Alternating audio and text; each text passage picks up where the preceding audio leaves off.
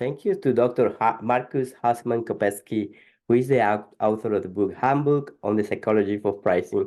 Thank you, Doctor, for coming and staying with us at NYU. So I have a question for you.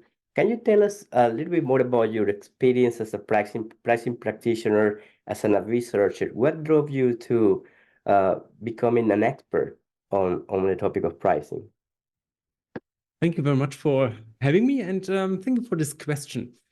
It is a couple of years ago, let's say 15 years ago, and during my early consulting days, I experienced a pricing puzzle that I found very intriguing. It was in an insurance context, and it was about how often do customers pay their insurance premium, and does it have any impact on their behavior? And practitioners, the managers in the insurance company would say it doesn't matter. And I couldn't get my head around this, and I thought this should not be true. So I did a lot of research there, and I found out that customers who pay monthly instead of annually would commit more insurance fraud than annual payers. And there were very specific patterns when this insurance fraud occurred, and we validated it with empirical data. And finally, my doctoral research back then, was published in a journal of the Academy of Marketing Studies, and I was hooked on this topic. I found out there is something beyond what we learned in Microeconomics 101. And then the whole endeavor started. And once you get a passion and curiosity for a topic, I got full in. But what's your research focus on European consumers, or what's more of a global research impacting or looking at consumers from different geographies? Yeah. By nature, my research focuses on European customers, but only for opportunistic reasons. If you want to publish in high-class journals, you need transactional data. And for me, it's easier to get access to European companies' customers' data than abroad. I would say our research results are at least generalizable for all Western customers. So there's research out there that divides the hemispheres into different clusters, and the US customers are very close to Europeans versus more collectivistic countries like in Asia, for example. But do you find areas of commonality between consumers from different geographies, like for example American consumers and European consumers? Do you find any similarities in purchasing? They are very, very similar. Most often, consumer behavior is contrasted between, for example, Asia, like China or Japan, to the US or UK. There you find some noticeable differences, but the Western countries are very, very similar in terms of their worldviews and their values, and this drives ultimately their behavior. Yes. And what drove you, Dr. Markus, to focus and writing a book on the Handbook of Psychology for Pricing? What drove you to be so specific in that area? Yeah, it goes back to my doctoral research already, and I read, I don't know, 300 papers, and I found so many bits and pieces and psychological effects that affect customers beyond the objective price points, for example, that I started collecting them. And out of this collection, I decided to write a book that never expires, by the way. So there's a website to this book where I put out the research from the previous year. So you have a couple of updates there. And I try to summarize 35 pages into half a page that gives you the managerial impact, the implications. What can managers actually do? What do we learn from this paper? And yeah, out of this hunting and collecting endeavor, this book came to life. And it is sought out to give a lot of inspiration on what you can do and save you a lot of time so that you don't have to reread everything again. So this was my endeavor to create the most comprehensive list of all psychological pricing effects out there. And it certainly is. But now I have a question for you. So could you explain the importance for a pricing practitioner or a prospective pricing practitioners to understand the psychology of pricing versus a manager that is not necessarily a pricing practitioner? Yes. In my worldview, you have two ways to design your prices or to decide about prices. First, it's about the number per se. We are talking about price structure, price level. How do you set the price difference between good, better, best? How do you deal with price elasticity and cross-price elasticity? All these numbers. So once you mathematically optimized your prices, the second perspective is about the psychology. It's about the context, the design, the presentation, the context, and both are mutually exclusive, but beneficial to each other. So if you have the mathematically optimized price based on, let's say, some price elasticity estimates, how can you improve your profitability, or let's say in an e-commerce world, your conversion rate, without changing the price? Now you add on the psychology of pricing. You add everything that makes the price more attractive versus, for example, different other options. So as a manager, I would recommend find your mathematically optimized price and add the psychology to it to make it even better. So if you think of this as an efficiency frontier or a local optimum, like the inverse U-shaped curve, you find your optimal price at the peak of your curve, but with the psychology, you can lift it beyond this peak of this bell curve. And that's sexy. It's not like the cherry on top of the cake. It's the second perspective on how to look at prices. And here you make either the price more attractive with setting it up in the right way, and I have an example for this in a bit, or you make the decision to choose to buy, to make the buying decision easier. And one example of the right framing are promotional prices. So you can lower your price, let's say from 110 as the recommended retail price to $99.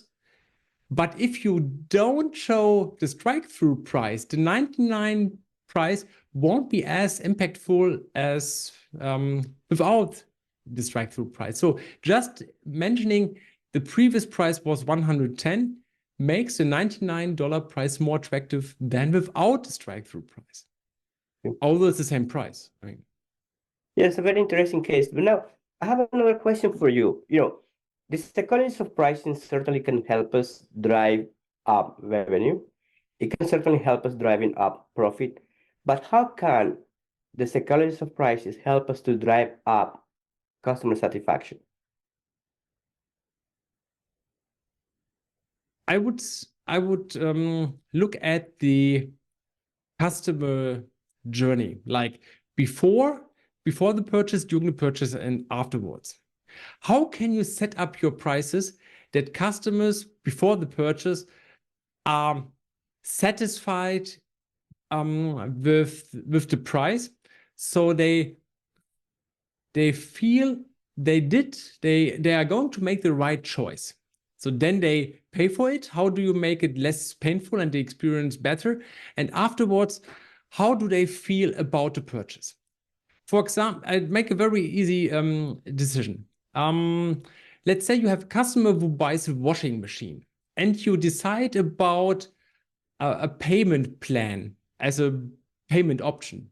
So they can buy the washing machine and pay afterwards. And you give them this financing option to make it easier to buy. So they, at the moment when they buy it, they think, okay, I pay this kind of amount each month for the next 24 months, and this is the machine that I will have, and I will enjoy it for the next 24 months. They pay for it, and afterwards they use it and consume the washing machine and pay for it. So the person is completely happy. No, it's not a washing machine, but it's a vacation. Would the same apply here? So they they take out a loan for the vacation, they consume the vacation for 2 or 3 weeks, and afterwards they still pay for it for 24 months. And they will pretty much regret that they did it because the consumption experience is over, but they are still paying for it. In this case, the same pricing decision was made, offering a payment system or a payment program, a payment option. In one case, that's a perfect option. In the other one, it is not. In the vacation program, they should offer a prepayment program. Maybe make it easier to pay everything upfront until the vacation, because during the vacation, in the consumption phase, they experience it when it's already paid as if it was for free. And afterwards, they don't have any obligations, only the memories of these decent holidays. So the way you make customers pay for something has a tremendous impact on the customer satisfaction, depending on the product and whether the payment period equals the consumption period. If you pay after the consumption, it's bad. If you pay before the consumption and not during the consumption afterwards, it's usually good. Yes. That's how you can influence customer satisfaction and actually customers' regret or pleasure. Yes. Now, in your handbook, you have over 100 different pricing effects described, which is impressive. I lost count, so on the exact number of, I know it's more than 100, but which one is your favorite? You have to recommend a manager, to look at one of these particular effects. Which one will you say is the one that you feel like more confident? If you don't take anything out of this book but just 2 effects, then you're already well underway. The first is the compromise effect. It's about, you could argue it's not a pricing topic, but I would disagree, because in the compromise effect, you do the following. Customers are afraid to make a wrong decision. So you think about imaginary third person they have to justify their purchase to. So what they do is they choose the option that is easiest to justify, and by doing so, they avoid the extreme options. So they usually tend to use the middle option. That's why it's called the compromise effect. So if you have only 2 options, like low price and medium price, you would probably see that 60% go to the low price option. But if you introduce a high-end option, a lot of customers will merge to the middle option because it's easier to justify because of the third option. The third option, although it might be irrelevant for those who buy the middle option, because they just only buy the middle option, not the newly introduced high-end option, the high-end option becomes a decoy that helps customers to justify the middle option.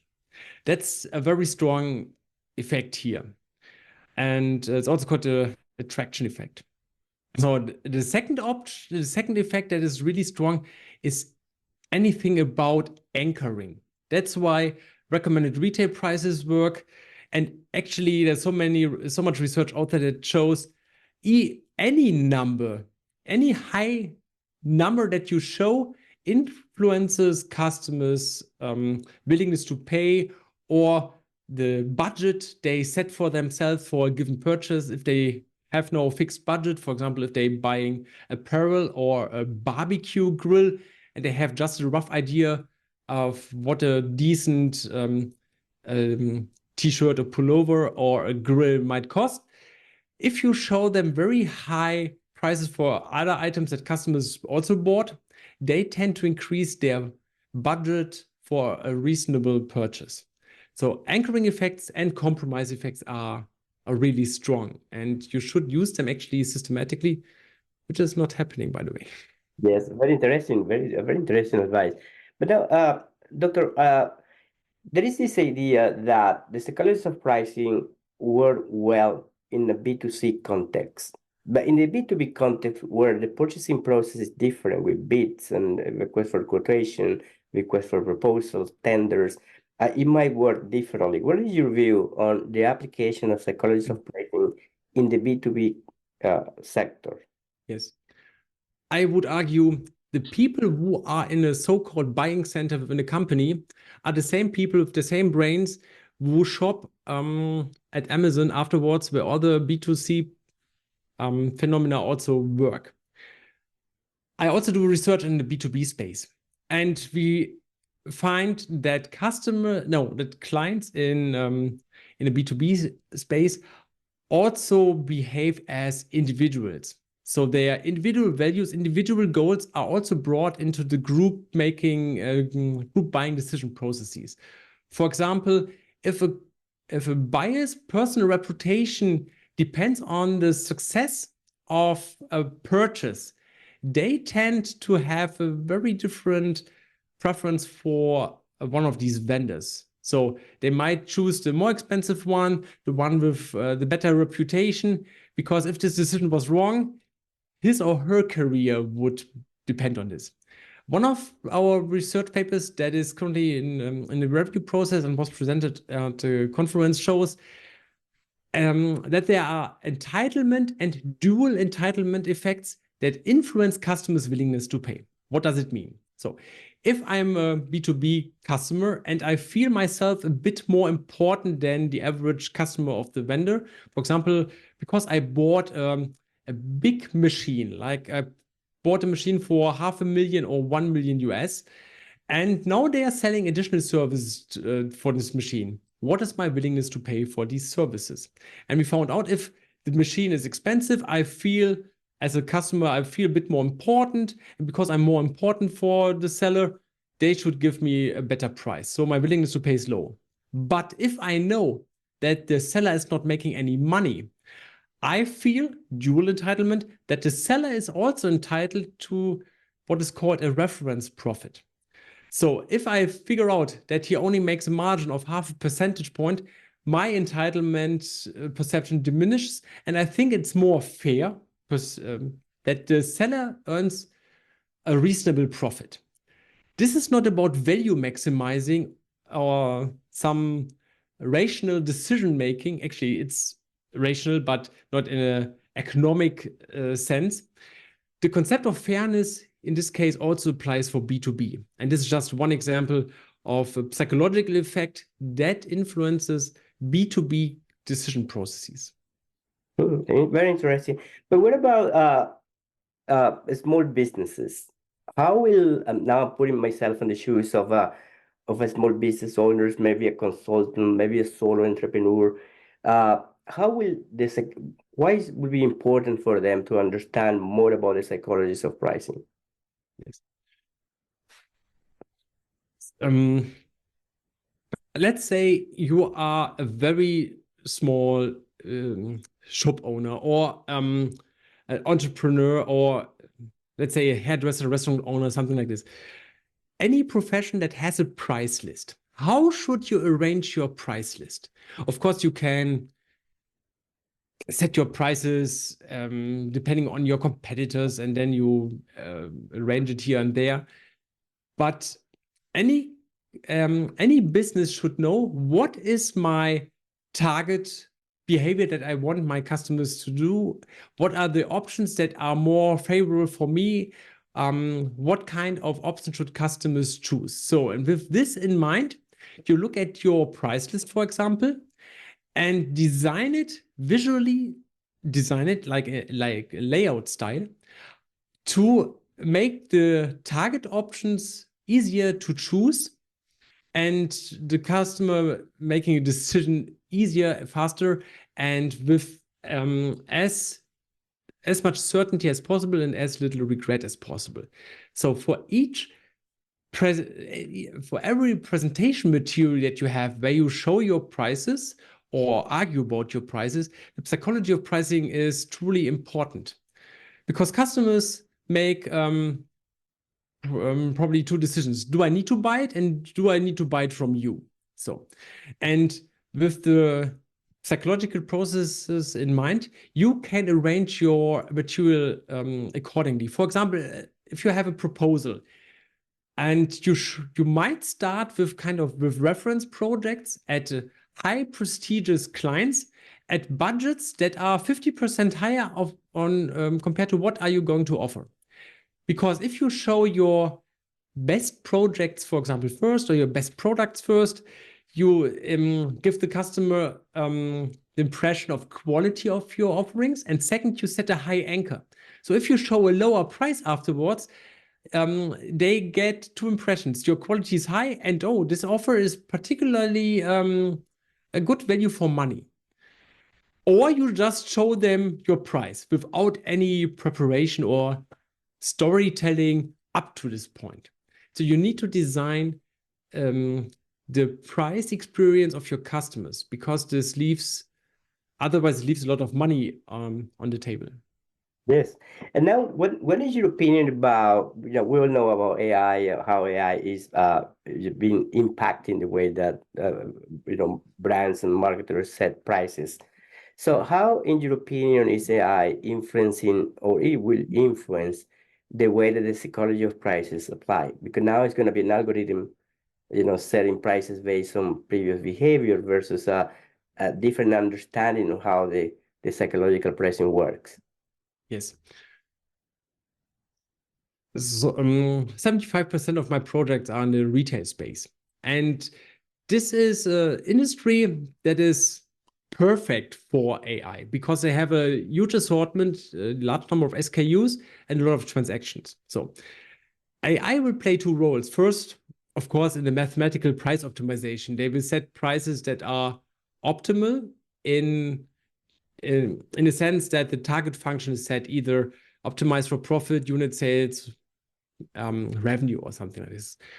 But what is much trickier and not well established is how to use the AI in the psychology of pricing case. And here you see two fields. First, it's about how to optimize individual level price discrimination, for example, via coupons. What kind of coupon do you send to which person with which value or format or any other conditions that are attached to this coupon? Is it $20 off, 20% off, next purchase, the shipping fee free, whatever. So AI will help you to micro-segment your customers and to find for each micro-segment the perfect coupon. On the second, in the second way, it's about price presentation. For example, you have 10 different ways to present your prices. You have the strike-through price above, below, left, right, font sizes, font colors, many different ways how you can arrange the context of your products. You can change the rules that show the items in the recommendation slider. It's a box below that shows other customers also bought. You can change the algorithm here. So all of a sudden you have, let's say, 120, 500, 1,000 different conditions for your customers. How do you choose the perfect one? And here AI comes into play. So with an algorithm called a multi-arm bandit model, you can choose the different kind of treatments, and the algorithm will show you which of these conditions is perfect for a given set of items or a given set of customers. So this is how AI could help optimize the customer experience. It's very good. A final question is this, and you're very active in LinkedIn, in social media. You have consulting projects that are very important, and I've noticed that your pricing tips or tip of the day that you have in LinkedIn. Would you have any tip that you want to share for us? Sort of a tip of the day for anyone who follows you or follow you or want to get a little bit more involved into the psychology of pricing. A tip of the day? Yeah. Yes. Today's tip of the day is be conscious about your promotions. The promotions is the topic that is mostly overlooked and decided about with gut feeling. And to be very conscious about your decisions about promotions, like which items at which price and which promotion format, this would be something you need to look into it. That's great. Yeah. So, well, thank you, Dr. Markus. I highly recommend to my students your book. I believe it should be a mandatory or a required reading for not just pricing practitioners or students taking pricing courses, but for students taking marketing courses as well. And we can just wait to be, hearing about, having more tips or having more opportunities of having you, with us. So thank you so much for sharing your insights with the NYU community. Thank you so much for having me. Have a great day.